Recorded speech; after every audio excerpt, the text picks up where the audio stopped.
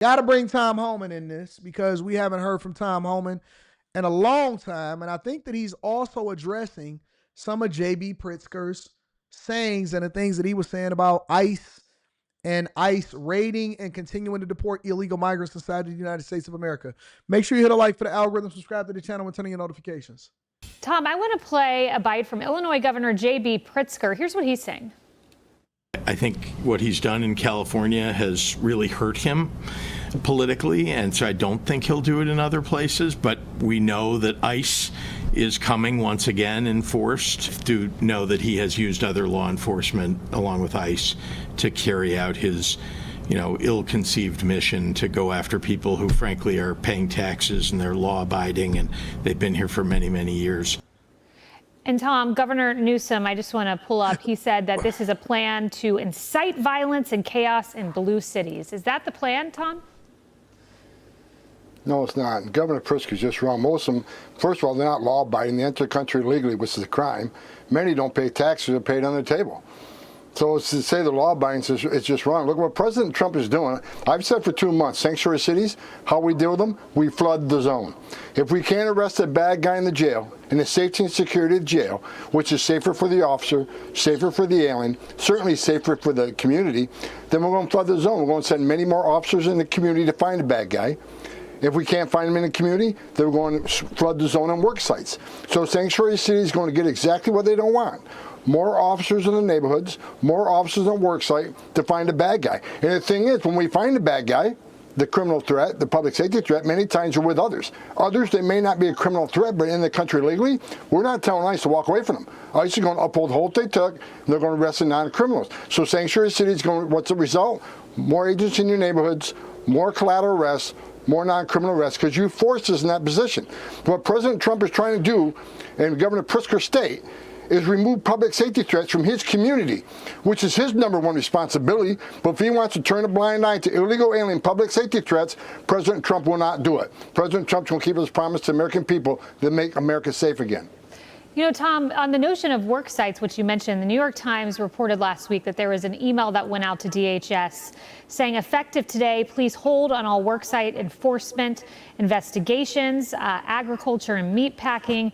The Department of Homeland Security confirmed the guidance. Tricia McLaughlin saying we will follow the president's direction. So is that the new guidance this hour? Oh, that now you want to follow the president's direction, huh? These workplace raids, if you will.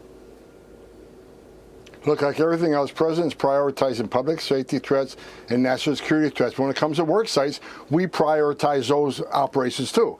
Many places where we target the work site enforcement operations, it has to do with forced labor trafficking, sex trafficking, and criminal investigations where they're funding, they're not paying taxes, there's tax evasion, or they're funding cartel activity.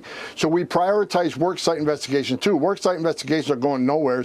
We'll prioritize them like we do everything else. But worksite enforcement operations, it's a tenet of what we're doing. It's important what we're doing. We'll continue those.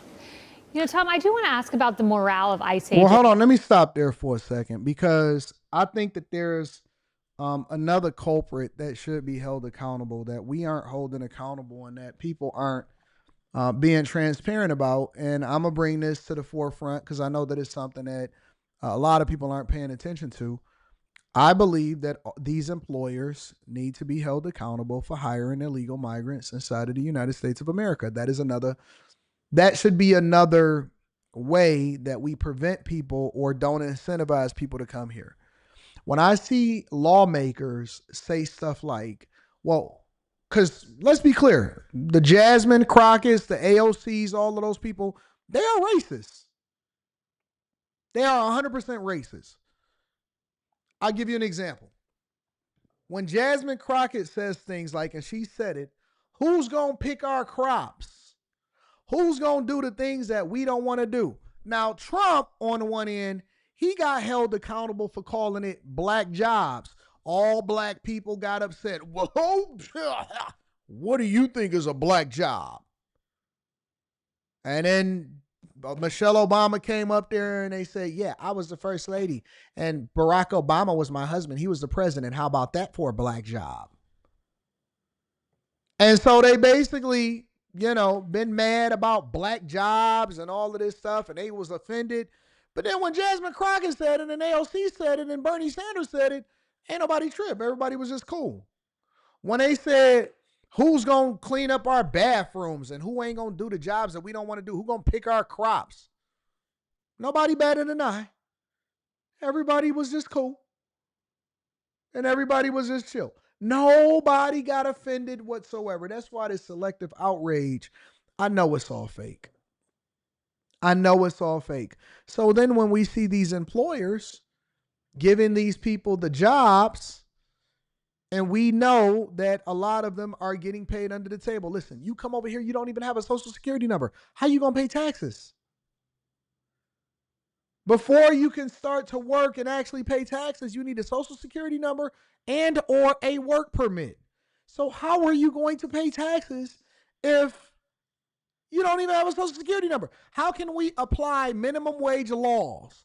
How can we say that this is what you're working for? How can we do any of that if we don't even know who you are? We don't know what you've been paid, and we don't know what the company's involvement in it. I mean, hell, for all we know, some of these companies could be involved in trafficking to find the right workers and or other things to sustain what their industry is and to continue to get rich. And so I believe that there also needs to be a deeper dive into the companies that leverage illegals in order to continue to run up a bag.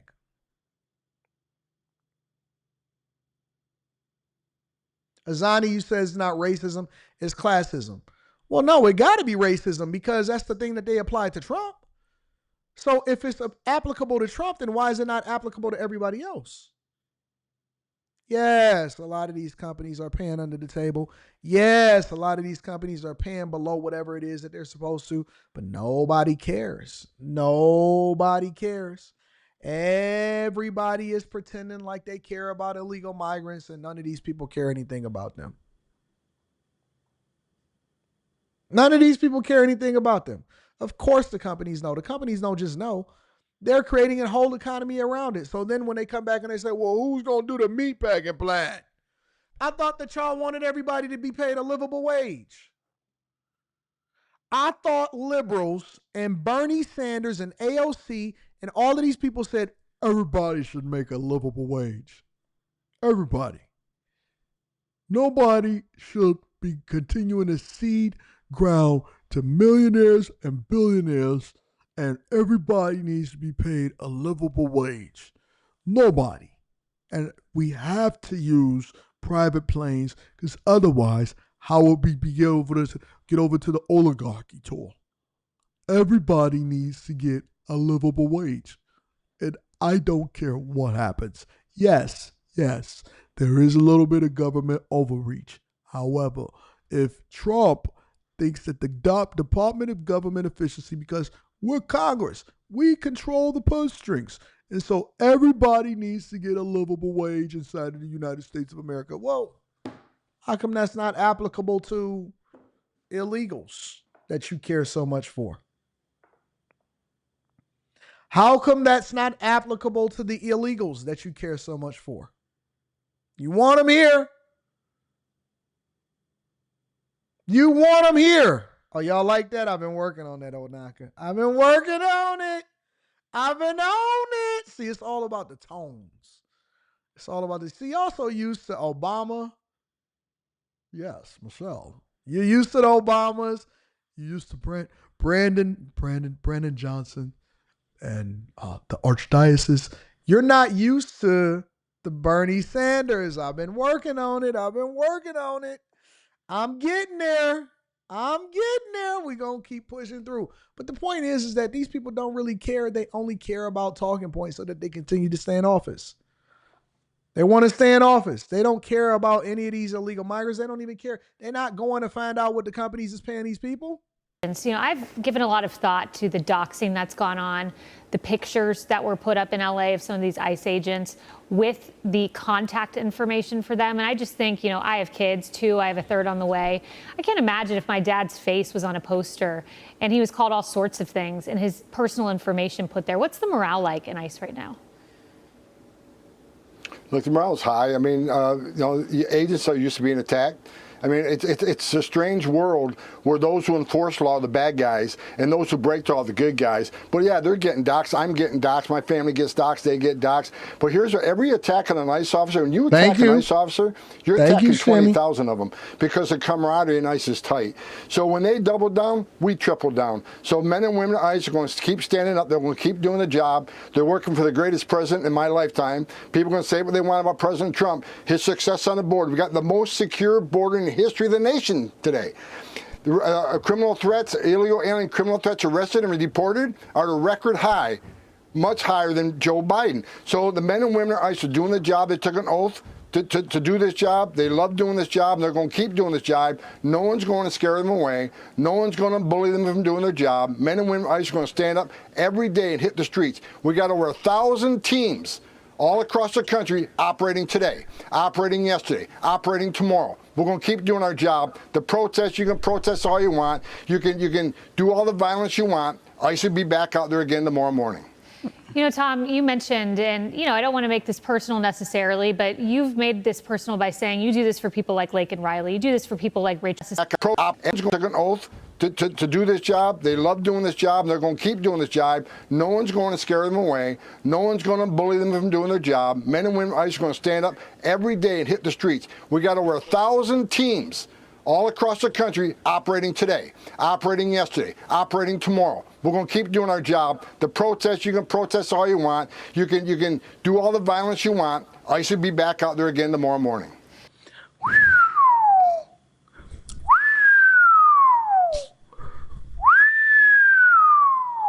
So what did we just hear? Let's hold off, because I don't want to just skip past that. A lot of times we skip past certain things and we don't get the full context of it. What did he just say? He just basically said y'all wasted all of y'all time this past weekend with all of these stupid protests that everybody is going to forget about in a couple days. Everybody probably already started to forget about it. He said y'all wasted y'all time. It doesn't matter how much you go out there, how much you protest. We're still going to be out here. We got over 1,000 teams now. When y'all put, like, as liberals, when you think about that and you say, yo, listen, we've been out here, we wasted our overtime. I could have been getting overtime at work. I could have been spending time with my family. I didn't have to get shot in the eye with a rubber bullet. There's people that got shot in the eye. I didn't have to get ran over by the car that I tried to stop.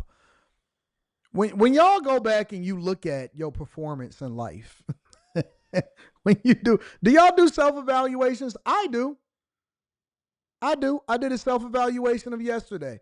I said, you know what? Yesterday could have been a better day than it was because I did this wrong, I did this wrong, I did this wrong. And then I reevaluate some things that I did right. And I said, you know what? I didn't get out of pocket. I didn't get in my emotions about this thing. I stayed focused. I handled this logically.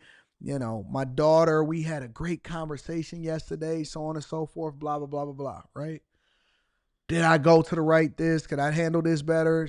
Yeah, I could have did some things better. And so every day, honestly, I do a self-evaluation. When y'all get done over the weekend and you land in a hospital with your leg ran over and your kids are saying, Mommy, how we going to pay care of our rent tomorrow because you can't go to work? Do you be thinking to yourself like, yo, I was so dumb because they still raiding illegal migrants. And not only that are they raiding, they ramping up. I would be so disappointed in myself. I would be absolutely disappointed in myself if everything I did was for nothing because they still going to keep doing exactly what they was doing before I started protesting. Slant sells cars says, Anton, they don't mention millionaires anymore. That's because they all millionaires now. Show not about to end yet. We ain't even close to the show ending. I just got past the 2-hour mark. I got a whole nother subject that I want to cover. We cooking. You can't predict what I'm going to do on this show. You don't know what I'm going to say, what I'm going to do. That's why y'all tune in every day, is because you don't know what I'm going to say. You don't even know what I'm going to cover. You have no idea what I'm going to talk about. But I will be very disappointed. You know, Tom, you mentioned, and, I don't want to make this personal necessarily, but you've made this personal by saying you do this for people like Laken Riley. You do this for people like Rachel Moore, and you do this for young women who go out on runs and lose their lives when they shouldn't in senseless violence. But you just said you've been doxxed. Do you feel safe? Do you feel protected, despite everything that's going on and despite the target that they clearly have on you? Look, again, they're not going to shut me up. I'm not going away. I'm going to keep doing my job. I really, truly believe President Trump is doing the right thing for American people. Every public safety threat we take off the street make this country safer. That is a career I chose. That's a career a lot of ICE agents chose. We're going to do this job. And that brings me to another point. The big, beautiful bill. We need Senate to get off their butts and pass this bill. More money means we can do more. We can arrest more public safety threats. We can arrest more national security threats. So Congress needs to pass that bill and give ICE and Border Patrol the tools and resources they need to get this job done. Tom Homan, thank you very much. Hey, Tom Homan is the type of guy that you kind of just don't really want to piss off. You don't want to mess with him. You don't really want to get into a situation with him. You don't want to get into a bad argument. Is he the type of person that never forget? Remember when I was telling y'all about the movie Heat the other day? I don't know if y'all remember that. Remember when I was telling y'all about the movie Heat the other day? And I said that, Al Pacino and Robert De Niro, they were the type of characters that you had to be in order to be successful at whatever respective field that you were participating in. Well, Tom Homan is that. He is the type of person that he never was happy with retirement. You know what I'm saying? He was never happy being home with the kids. Tom Homan is the type of person that, he don't really want to barbecue. I mean, he's going to be a good person. He's going to take care of the kids, but he not really, he like got a family, but he's not really the type of person that need to be home with the family on a regular basis. That's the type of person that he is to me. Like, that's the impression that I get when I think about Tom Homan. Like, he the person, he the cop that you don't want to run from because he going to keep chasing you until he catch you. And when he catch you, he going to beat the hell out of you. He that type of person. You just stay away from him. And so when Trump picked him, he picked the right person to be in office to chase down all of these super liberals so that he can get them in office or get them in order. I wouldn't even want to be in a illegal migrant right now. It's like, yo, Tom coming after us? Is Tom out there? Tom is like a sentinel. He's like a sentinel from X-Men. I don't know if y'all ever seen it. I think that the Sentinels, have y'all seen the intro on X-Men for the Sentinels? I think that the Sentinels was probably the scariest supervillains that I've ever seen in my entire life. The opening of X-Men when they were running from the Sentinels and they had to keep on beaming himself to a different location and then send Logan back in time to go and try to fix things to stop it. The Sentinels were some of the worst. They were some of the most scary, non-apologetic superheroes that I've ever seen in my entire life. They killed with no speech. They didn't give you a speech. They just cracked heads, cracked bones, and it was just like an exile and futility. It was truly scary. Like, you didn't know if the superheroes was going to win. Days of Future Past, absolutely, 100%. That's Tom Homan. Tom Homan is a sentinel from Days of Futures Past. Y'all better leave him alone.